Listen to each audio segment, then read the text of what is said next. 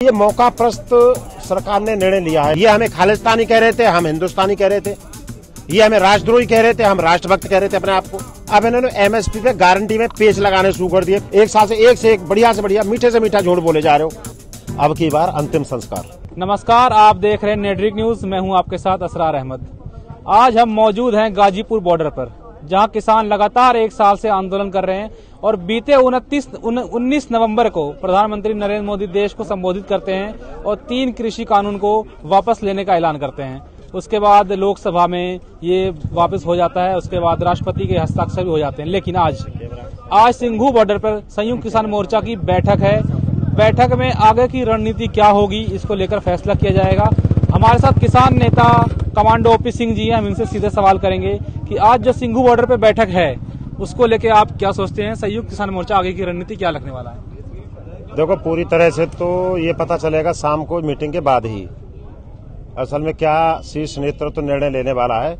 लेकिन संभावना ये है कि अभी सरकार ने कोई अच्छी पहल नहीं करी है बातचीत की, तो आंदोलन उठाना इतनी जल्दी जल्दबाजी होगा।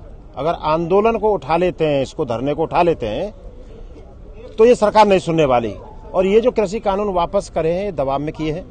ये जो 5 राज्यों में चुनाव होने वाले हैं, खासकर यूपी के चुनाव को जीतने के लिए ये निर्णय लिए गए हैं। तो ये मौका प्रस्त सरकार ने निर्णय लिया है इस तरह से कि मौके का फायदा उठा लो, आंदोलन का हटा दो, फिर देखेंगे। तो ऐसा हम इनकी चतुराई से पूरी तरह वाकिफ हैं और हमारे संयुक्त मोर्चा इस बात में बड़ी गंभीरता से नजर लगाए हुए है इस बात पे कि ये लोग जितनी चालें चल रहे हैं, उन्हीं की चालें इन्हीं के ऊपर उल्टी जा रही हैं। सिंह जी, आज की बैठक में कयास लगाया जा रहा है कि ये किसान आंदोलन का अंतिम पड़ाव होने वाला है। हाँ, बिल्कुल सही बात है, क्योंकि ये आर और पार होने वाला है। या तो इस पार या तो उस पार, या तो आज ही कुछ न कुछ निर्णय इस बात का हुआ। वहां पर इतनी उम्मीद कर रहा हूं कि ये इतनी जल्दी आंदोलन नहीं हटने वाला। क्यों नहीं हटने वाला? क्योंकि हमारी मुख्य मांगे अभी लंबित हैं। क्या क्या मांगे आपकी? ये 3 कृषि कानून के बाद और क्या मांगे हैं एमएसपी के साथ? ऐसा कृषि कानून तो उस तरह से है, कृषि कानून तो इस तरह से है जैसे भेड़ के शरीर से खाल को उधेड़ दिया जाए गर्मी के टाइम पे, और जाड़े में उसी ऊन से उसको स्वेटर पहना दिया जाए, और फिर भेड़ से बोला जाए कि भेड़ो बताओ कैसा महसूस कर रही हो, मजा आ रहा है कि नहीं आ रहा। तो ये तो उसी तरह से उसी की बाल उधेड़ दिया, उसी से स्वेटर पहना दिया। यही किसानों के साथ हुआ है। हम ही से सारे टैक्स को लेते हैं, हमारा ही तेल निकालते हैं और हमें ही बेचते हैं उन्हीं चीजों को। तो ये इनकी चाल पट्टियां हैं। ऐसा कुछ नहीं है। जो कानून इन्होंने वापस किया है वो काले कानून थे, हम शुरू से कह रहे थे। ये सफेद कह रहे थे, हम काले कह रहे थे। ये हमें नकली कह रहे थे, हम असली कह रहे थे। ये हमें खालिस्तानी कह रहे थे, हम हिंदुस्तानी कह रहे थे। ये हमें राष्ट्रद्रोही कह रहे थे, हम राष्ट्रभक्त कह रहे थे अपने आप को। तो अब प्रामाणिकता इन्होंने दे दी है कृषि कानून वापस करके कि ये किसान जो यहाँ बैठे हुए हैं, ये उन गांव में बैठे हुए 70% देश के जो किसान है उसका प्रतिनिधित्व यही किसान कर रहे हैं, और ये किसान असली हैं जिनका कृषि कानून वापस किया है। क्यों? अगर नकली होते तो कृषि कानून किसी कीमत पर ये वापस नहीं मांगे। और क्या मांग है एमएसपी के साथ साथ, और कितनी मांगे हैं किसानों की जो उसके बाद वो धरना खत्म करने के लिए तैयार हो जाएंगे अगर सरकार मान गई तो? मैं बताता हूँ। पहली सबसे बड़ी मांग है एमएसपी पे गारंटी, वो दे दें। अब इन्होंने एमएसपी पे गारंटी में पेच लगाने शुरू कर दिए मीडिया के जरिए। मैं तो मीडिया में देखता रहता हूँ, मीडिया वाले ही प्रधानमंत्री जी की भाषा बोलते हैं, अडानी अंबानी की भाषा बोलते हैं मीडिया वाले, राष्ट्रीय मीडिया वाले वही कह रहे हैं इस चीज के कि एमएसपी गारंटी हो गई तो फिर क्या पूरा उत्पादन किसान का सरकार खरीद सकती है? क्या इतना बोझ सहन कर सकती है? तो हम ये कहते हैं कि प्राइवेट भी जो लोग हैं वो भी खरीदे, जरूर तो सरकारी खरीदे, वो भी खरीदे एमएसपी उस पर गारंटी पे। तो एक तो एमएसपी की मुख्य मांग है। दूसरी है कम से कम 50-55 हजार किसानों के ऊपर जो फोकस हुआ है, 50-55 केस हुए हैं इस पे इन्होंने सरकार ने, वो वापस होने चाहिए, वो वापस होने। दूसरा, बिजली का अमेंडमेंट बिल जो बिजली का है वो वापस होना चाहिए। सीड बिल है।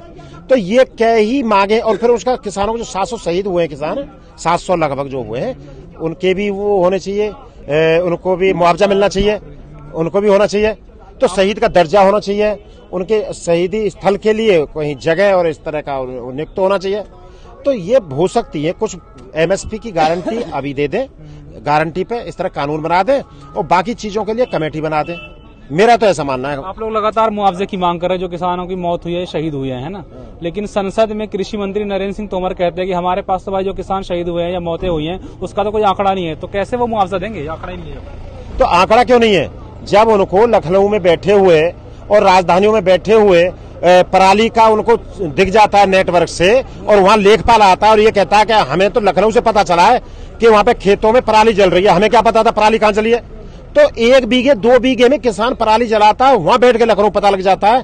तो क्या इनको किसानों का मरते हुए का और वहां पे डेड बॉडी को ले जाते हुए का, अंत्येष्टि करते हुए का उनके पास रिकॉर्ड नहीं? हम दे रहे हैं, उसको जांच कर ले, रिकॉर्ड हम देंगे, उसको जांच कर ले। राहुल गांधी ने भी कहा है कि हम हमारे पास आंकड़ा है, सरकार हमसे आंकड़ा ले ले और मुआवजा दे दे। हाँ, तो आंकड़े तो सबके पास, हमारे पास आंकड़े नहीं है। जब हम तुम्हारी बात पे विश्वास करने को राजी है तो तुम हमारी बात पे क्यों नहीं करोगे? तुम 1 साल से झूठ बोले जा रहे हो, 1 साल से एक बढ़िया से बढ़िया, मीठे से मीठा झूठ बोले जा रहे हो। तो हम विश्वास कर रहे हैं कि ठीक है भाई, तुमने कृषि कानून वापस कर लिया। अब हमने ट्रैक्टर रैली बंद कर दी, ट्रैक्टर रैली होने वाली थी उसको बंद कर दिया। 1000 किसान दिल्ली में जाने वाले थे, उसे रोक दिया गया। ये क्या दबाव में आप लोगों ने ट्रैक्टर रैली बंद की जो दिल्ली जाने वाले? ना, दबाव में नहीं, स्वागत में उनका स्वागत किया है इस चीज का। 3 कृषि कानून, हाँ, उनका स्वागत किया, उम्मीदें जगी हैं। तो हमने सोचा कि उम्मीदें जगी हैं, अब वो एक कानून वापस कर लिया है तो शायद इस पे भी वो बात करेंगे। लेकिन उन्होंने हिटलरशाही दिखा के, राजतंत्र दिखा के, उन्होंने लोकतंत्र की भाषा नहीं बोली, बातचीत का रास्ता अख्तियार नहीं किया। उन्होंने राजशाही भाषा का प्रयोग किया और उन्होंने सीधे राजा की तरह आदेश देके मैंने ये कर दिया। मुट्ठी भर किसानों की वजह से नहीं, मैंने उनकी भावना को वो समझ नहीं पाए। मुट्ठी भर किसान, वो मुट्ठी भर किसान कहते हैं इनको। भाई प्रतिनिधि कहते हैं, प्रतिनिधि भी तो प्रधानमंत्री भी तो एक ही है, कोई 10,000 2,000 प्रधानमंत्री तो है नहीं, एक ही तो प्रतिनिधि करेगा। तो ऐसे ही ये किसान है भाई, हर घर से एक आदमी उठ के आ रहा है, तो मुट्ठी भर कैसे हो गए? उनके पीछे पूरा परिवार बैठा हुआ है, वहां पूरा देश बैठा हुआ है। तो इसको मुट्ठी भर कहना भी ये अपमानजनक है और ये बेइज्जती है किसानों की। अच्छा, आप लोग लगातार गाजीपुर बॉर्डर हो, सिंघू बॉर्डर हो या टिकरी बॉर्डर हो, लगातार बैठे हैं। हाईवे आप लोगों ने रोक रखा है, यहाँ पे टेंट बना रखे हैं। आप लोग को लगता नहीं कि जो जनता है वो परेशान हो रही है, 1 साल से झेल रही है कि भाई दिल्ली जाना हो तो परेशानी होती है, गाजियाबाद आना हो तो परेशानी होती है क्योंकि रोड ब्लॉक है? असल में आप लोग भी जो ना मीडिया वाले हैं वो भी सरकार के प्रतिनिधि दिखते हैं, कई बार ऐसा लगता है। यही सवाल कई बार कर चुके होंगे आप, और कई बार राष्ट्रीय मीडिया भी हिंदुस्तान आर भारत गाते रहते हैं, गला फाड़ते रहते, चिल्लाते रहते हैं, हम बताते रहते हैं कि हमने नहीं रोक रखा रास्ता, ये हमारी मंजिल नहीं थी। गाजीपुर बॉर्डर, ये क्रांति गेट जो लिखा हुआ है, 2018 में हम लोग यहाँ पे आए थे, उन्होंने यहाँ रोका गया था और यहीं से वापस हुए थे। तो हमें क्या है कि हम दिल्ली जाना चाह रहे थे, हम उस वक्त भी दिल्ली जाना चाह रहे थे और आज अभी भी दिल्ली जाना चाह रहे हैं, आज भी दिल्ली जाना चाह रहे हैं। उन्होंने दिल्ली पुलिस ने सुप्रीम कोर्ट की आंखों में धूल झोंकने के लिए उन्होंने थोड़ा सा हटाया था और उसके बाद फिर दोबारा लगा दिए बैरिकेड। क्यों लगा रखे? हमने नहीं रोक रखा, हम दिल्ली जाना चाहते हैं और हम चाहते हैं कि जनता परेशान न हो, दिल्ली जाए, ये सारे रास्ते खुलने चाहिए। ओपी सिंह जी, जनता परेशान तो हो रही है, ये तो आपको भी मानना ही पड़ेगा क्योंकि बॉर्डर पे बैठे हैं आप लोग, दोनों साइड टेंट लगे हैं, जनता जो आसपास के इलाके में वो बिल्कुल परेशान हो रही है। तो गलती किसकी है? गलती किसकी है ये बताओ ना। गलती तो सरकार की है। सरकार क्यों रोक रही है यहाँ पे? हमें रोक क्यों रही है? हमें जाने को नहीं दे रही आगे, हमें जाने दे, रास्ते खोले। तो हम तो ये बिल्कुल कहते हैं, ये टेंट का एक पर्दा दीपावली पर सफाई करने के लिए हमने हटाया था और उसी के लिए बोल दिया गया कि तंबू उखड़ने लग गए, टेंट उखड़ने लग गए, किसान जाने लग गए। तो मीडिया का कोई भरोसा नहीं है। मीडिया पता नहीं कहां से कहां बिकी हुई मीडिया है, अडानी अंबानी के 25 चैनल हैं, वही कर रहे हैं। आपसे एक आखिरी सवाल करूंगा, आने वाले कुछ दिनों में 5 राज्यों में चुनाव आने वाले हैं, जिसमें कि पंजाब है, उत्तर प्रदेश है, जो अहम माना जा रहा है। इस चुनाव को आप कैसे देखते हैं? इस चुनाव को लेकर आप क्या सोचते हैं? अगर ये सरकार नहीं मानती, इसका अंतिम संस्कार निश्चित है। अब की बार अंतिम संस्कार दिखाई नहीं देगी, उस पर किसानों पर राज वो करेगा जो किसान हित की बात करेगा। तो योगी आदित्यनाथ कह रहे हैं कि भैया हम तो 400 सीट ले आएंगे, किसान तो हमारे साथ हैं। गपोड़ी है, झूठों का पुलिंदा है, झूठ बोलते हैं दुनिया भर के वो, और उसी चीज को आधारहीन है उनकी बातें। किसानों की 70% प्रतिनिधित्व करते हैं और उसी पे किसानों की छाती पर रख के ही ये राज करना चाहते हैं, उन्हीं से वोट चाहिए और उन्हीं का हित करते हैं। ये नहीं चलेगा। ये हमारे साथ ओपी सिंह थे, ये कह रहे हैं कि हमारी जो और मांगे हैं, एमएसपी पे गारंटी कानून बने और जो किसान शहीद हुए उनको मुआवजा मिले, तभी हम किसान यहाँ से जाएंगे। और आज जो बैठक में निर्णय होने वाला है उसकी पूरी तरह से किसान स्वागत करने वाली है।